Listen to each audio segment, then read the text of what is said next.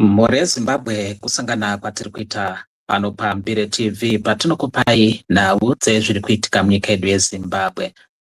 Muri Zimbabwe pane interview iripo pakati paGuthrie Munyuki webepanhau reDaily News. Iyo interview yakaita nemutauriri nemukuru anoona nezvekuburitswa kwemashoko mubato reZANU-PF, Director for Information and Publicity mubato reZANU-PF, Farai Marapira. Uyo ari kutaura panapa nyaya yekuti resolution number 1, resolution inova yakadhisaidwa nevatsigiri vebato reZANU-PF mugore ra2024 kuBulawayo pamwechete nekuManicaland kwaMutare, apo vatsigiri vebato reZANU-PF vakatenderana kutsigira 2030. Vachinamasa vanova vakanga vari legal secretary mubato reZANU-PF, mupolitbiro webato reZANU-PF, vakapawo muono wavo, vakataura maererano nekuti vakambenge vaita hurukuro navamunangagwa. Vamunangagwa vakataura vakati vanga vasina shuviro yekuextenda temu yavo kusvika mugore ra2030 nekuda kwezvikonzero zvakasiyana-siyana, uye vachinamasa vakayeuchidza nhengo dzavo dzebato reZANU-PF kuti panoda mareferendamu maviri kana izvi zvichida kuti zvinge zvichibudirira. Asi tiri kuona kuti bato reZANU-PF harisi kuda kutevera rutu iyoyoyo. Panapa vaFarai Marapira vari kutaura sekuti maZimbabwenzi, isu zvizvarwa zvenyika yeZimbabwe, tisu takasarudza kuti 2030 ange aripo, ndo mashoko aripo muri Zimbabwe. Panapa toda kuti munzwe Farai Marapira achitsanangura zvaari kutsanangura, izvo zvaari kuti it is the will of the people, it is the will of the masses.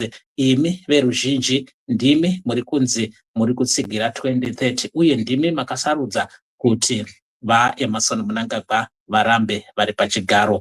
Zvinhu zviri kushamisa zvikuru nekuti danho repati harifanirwi kunge richimbunyikidzwa kuruzhinji rweZimbabwe sezvatiri kuona zviri kuitika panguva ino. Apa Farai Marapira ari kutaura kuti 2030 ndeve ruzhinji rwenyika yeZimbabwe. Regai tinzwe zvizere kubva kuna Farai Marapira. Thank you very much. Well, what happens is the government is an extension of ZANU-PF because it is a ZANU-PF formed government. So what will be happening in the government, the president, is a reflection of what will have happened in the party, again, presided by the president as first secretary of ZANU-PF. So what is happening in the government is simply putting voice and putting action actually to the voice of the people. Vox Populi, Vox Dei. The people in ZANU-PF, which is the majority party, which is the party with the majority of Zimbabweans, have clamored for an extension of President Mnangagwa's rule by 2 more years. And as a party, we have noted that 5-year terms do not give enough time for projects and visions of the president to be fulfilled. And for people's information, this is not something which is unique to us. Other countries have also noted this. Countries like Russia have also noted these issues, and they've extended from 5 to 7-year terms before us. So this is merely in the interests of the development of Zimbabwe. This is merely in the interest of ensuring that when visions are set, when goals and targets are set, they are pursued to fruition. So we are making sure that the Constitution, which is a living document, aligns and reflects the will and the betterment of the people of Zimbabwe, because it is the people of Zimbabwe that it serves. Yes. A lot of people, they've called you a mass party because of the masses that you command, both within your structures and generally throughout the country. So their argument is there is nothing wrong with all these proposals, as long as we are also involved in determining whether they should become the law or they need to be tweaked or we outrightly reject them. So, being a mass party, are you going to see these proposals being taken to a referendum or these proposals reflecting what will have come out of the people during the public consultation hearings? Thank you very much for noting that we are the mass party. We represent the majority of Zimbabweans. This document is a reflection of the will of the masses. And remember, the masses, we are a mass party and we are a party of the masses. So we continue garnering mass support because we continue to be a reflection of the will of the masses. The focus on the minds of most Zimbabweans, ZANU-PF or not, is the economy. And everyone can agree that there is immense economic growth. We have inflation in single-digit figures. We've got a strengthening currency. Each and every year, we are expanding on our agricultural produce, whether it be tobacco, maize, or wheat. We're only one of 2 countries in Africa which are wheat self-sufficient. These are targets which have been set and achieved by President Mnangagwa. So we are breaking gold production records. In every sector, we're expanding. We have won the tourism awards in 2025. So it is the interest of Zimbabweans to continue to see this stability and this economic growth, because what we have as the question today is the bread and butter question, the question of a better life, the question of an upper middle income economy by 2030. So this is what ZANU-PF is reflecting, that in order to ensure that these targets are achieved, we do not need to correct something which is correct already. There is no need to do that. So with the correct leadership, we need to ensure that we give the president the room to pursue these targets until their fruition. Then when these targets have been pursued to fruition, we then see the next step. So if I hear you correctly, so the president, if these amendments succeed, the president will have an extension to his term by 2 years to 2030, so that he finishes what he started in 2018. Is that what you're saying? Definitely so. Okay. And then comes this question, because the Attorney General has actually said that in an interview to Daily News on Sunday last week, that the president is not going to benefit as the incumbent, and they've left the clause that relates to the incumbent not benefiting very intact. They're not going to be touched or affected. Mm-hmm. So when we come back from the break, I would like us to talk a little bit about that in terms of the party and going forward after 2030. Thank you. Please join us when we come from the break to continue with the discussion with the ZANU-PF Director for Information, Mr. Farai Marapira. Mr. Marapira, we're talking about the issue of having the clauses which refer to the incumbent not benefiting. And the Attorney General was clear that the President Nelson Mnangagwa, will not benefit from this. So if these amendments, they succeed, you will see tenure being extended to 2030. I know that in your party, you're supposed to have a Congress next year. Does this affect the Congress, given that you now have a situation where a president would be chosen by parliamentarians and no longer by ordinary people? Well, considering that we have a Congress next year, is not yet something that we're really looking at as a party.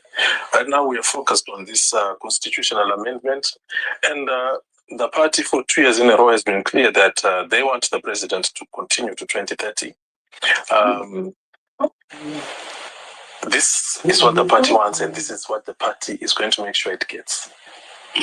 Because the whole role of leadership and being a party is to allow democracy to run through the will of the majority.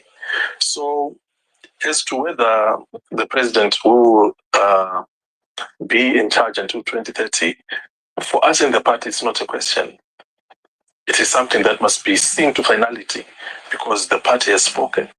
And if the party has spoken, then, like I've said before, Vox Populi, Vox Dei, the voice of the people is the voice of God. What the people want is what the people get. That's democracy.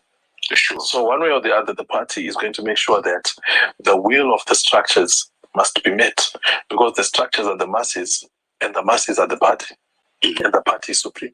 Yes. So you're not focusing on Congress right now, but no. Sure. But it's something that a lot of people really need clarity on. The issue of, because historically, you've always said, naturally, the leader of the party is the one who goes on to be the candidate in the presidential election. So if you get to 2030, one hopes that your Congress, which you are not talking about right now, is supposed to inform the future. Because if the amendments kick in, you could actually have somebody from the floor becoming a president, usually for the hierarchy of the party.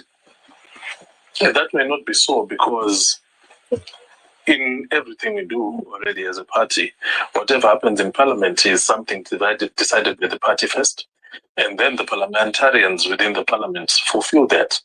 I do not want to put the cart before the horse and speak on Congress, sure, but we have Congress, we have extraordinary Congress, we have so many ZANU-PF constitution methods with which any of these challenges which are entertaining people can be solved. But within us as ZANU-PF, we have not yet started looking at Congress. It is something we'll look at when the time comes. And when the time comes, you know us, we communicate clearly and openly because we are a people-driven party. But at the present moment, it is not a question really within us as a party. But being regimented and being disciplined and being a party of excellence, when the time comes, we are going to excellently solve the matter again. Sure. Yes. Mr. Marapira, I have to ask this question because these allegations or claims, they continue coming up. Okay. Is the party united on the proposed amendments from the Presidium right up to the cell? Indeed. What people need to understand is that ZANU-PF is not a motley group of individuals. It is a regimented grouping of cadres who abide by a constitution. And when a resolution is made, a resolution is respected by the cell member, who is essentially everyone in the party because the president himself is a cell member, but someone who is in the cell and nowhere else in the party up to the presidium have to respect a resolution of conference because this is the view of the majority. So these issues of ructions and disagreements and schisms within the party are figments of imagination because there is no one in the party who would lack the discipline to disrespect a resolution.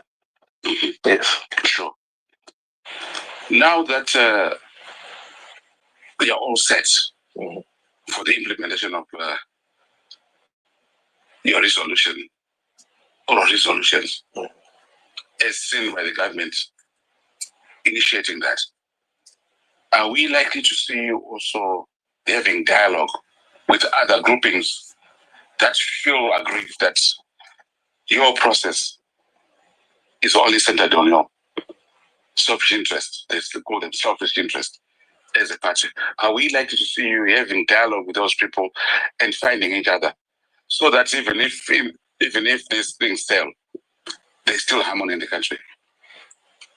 As ZANU-PF, the president himself has come out several times making it clear that his doors are open for dialogue with anyone. And this is a blanket invitation regardless of the matter at hand.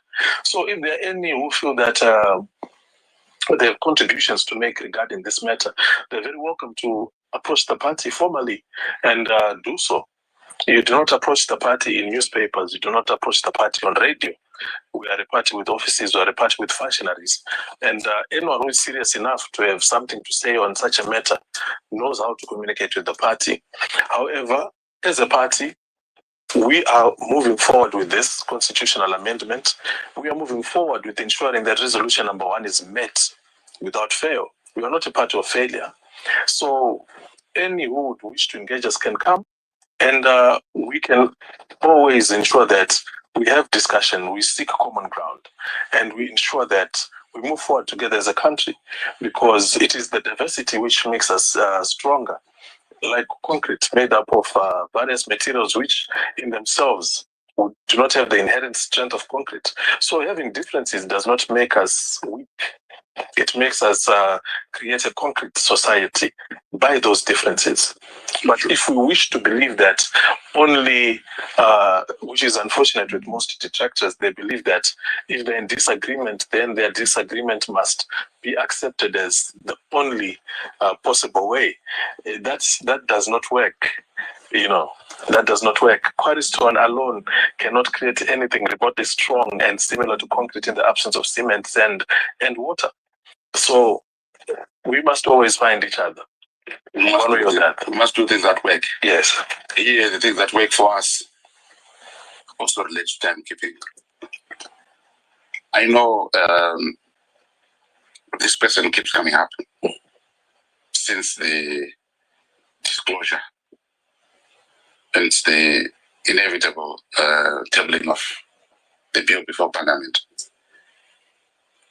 If people approach ZANU-PF, we are open to discussing things, not in newspapers, not on social media, and not on radio.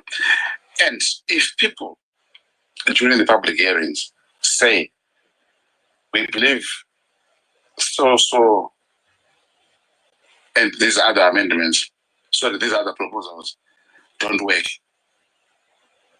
and they say that overwhelmingly, are you likely to listen as a party in the government to say we need to tweak this, or we might actually need to scrap some of these things? We are a listening party led by a listening president. We do not foresee any such eventualities occurring, because this is not something which was just drafted within an office without consultation. This is something which came to the leadership as a request from the people. So it is simply a matter of going back to the people to say, this which you requested, we have done. So we are not expecting such a scenario, but being a listening party, we are ready to listen to even a single view. We're ready to listen to even a single view and ensure that we try to broaden our approach as much as possible to be presenting a document which is palatable to all.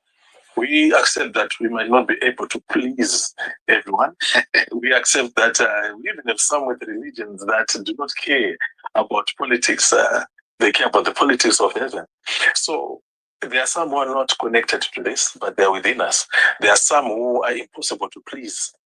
And there are some who are going to come with objective conversation, objective criticism, with suggestions. We're definitely listening, and we're definitely willing to implement any objective advice we receive, so that we come up with a whole document which is reflective indeed of even the minority, because as it is a representative of the majority. So we just need to hear what the minority view is, and then see how we can incorporate it. Yes. I know some 4 years back, I think, there was a discussion centering around the issue of elections.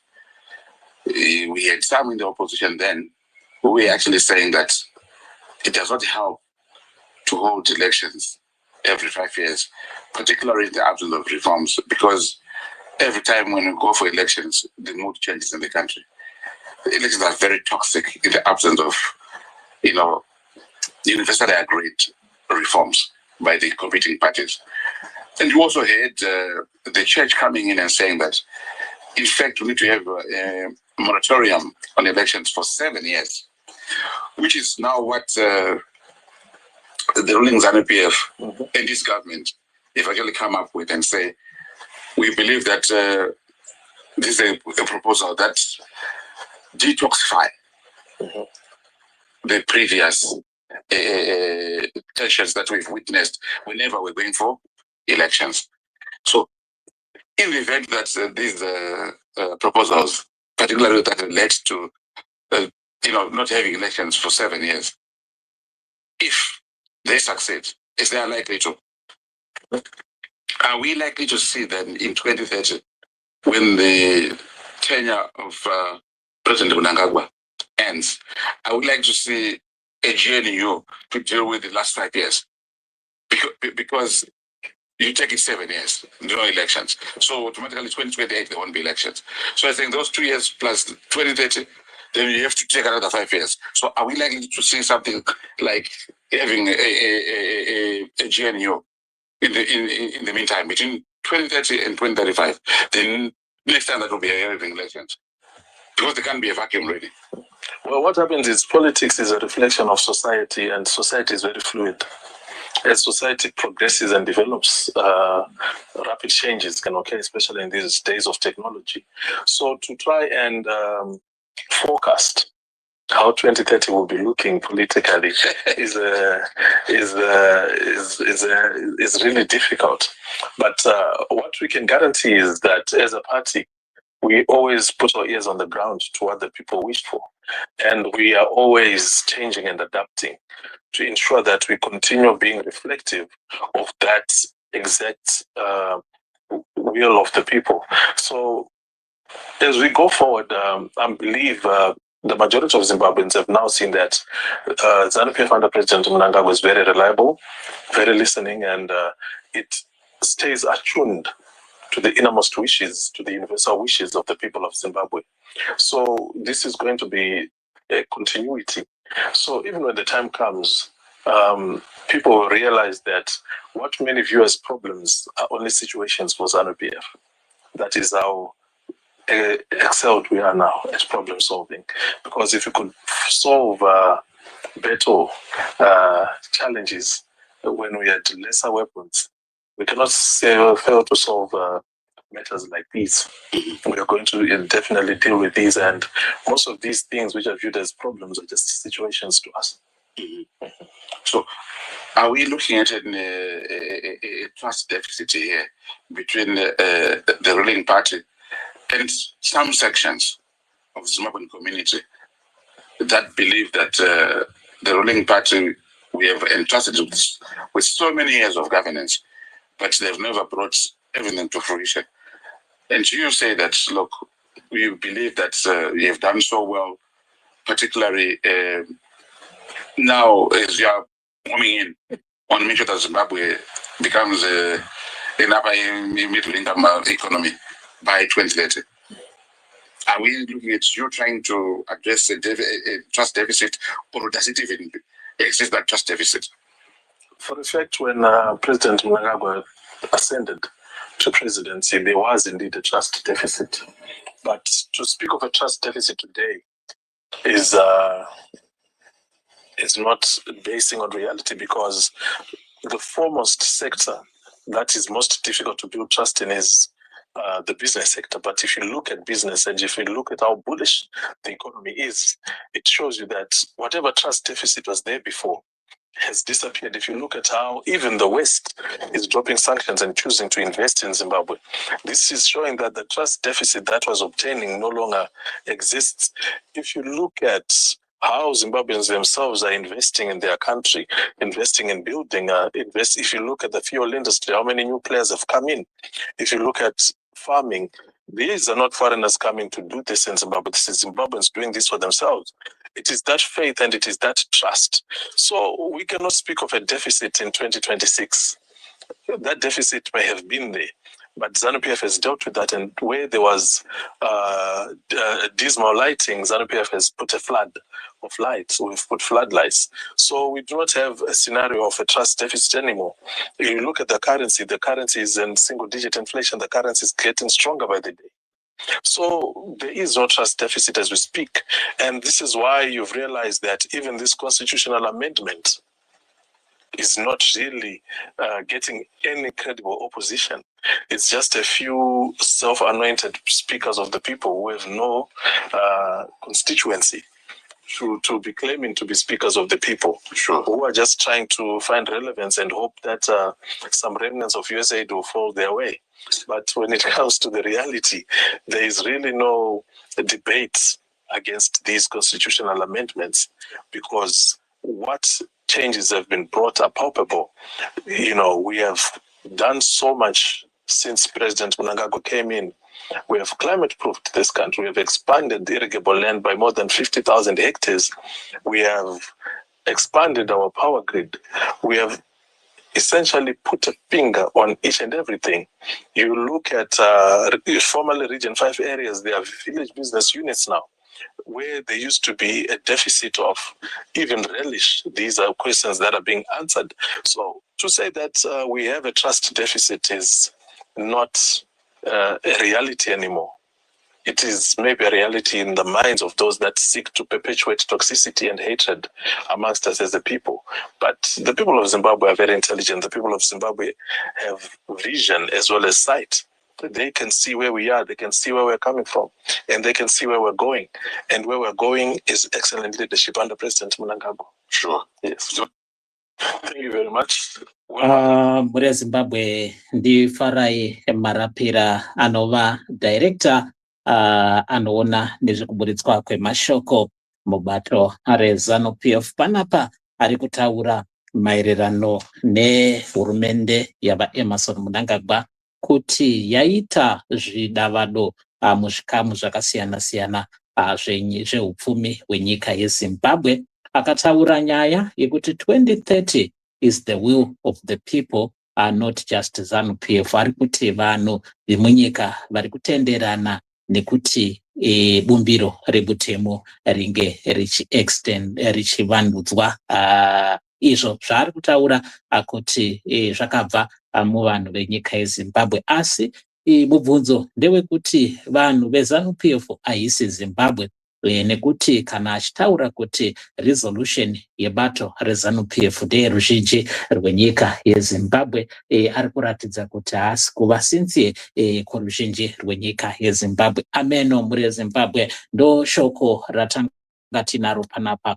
Farai Marapira anova mukuru anoona nezvekuburitswa kwemashoko mubato reZANU-PF ari kutaura iye kuti aiwa isu zvizvarwa zvenyika yeZimbabwe ndisu takasarudza kuti pange pachiitwa materm extension yavaEmmerson Mnangagwa. Ndo mashoko atanga tinawo panguva ino. Tinokutendai zvikuru muri Zimbabwe nekuva nesu kwamaita panguva dzino. Tinoti ngatisanganei na 7 o'clock muchirongwa chedu chatinokurukura naurwa dzakasiyana-siyana.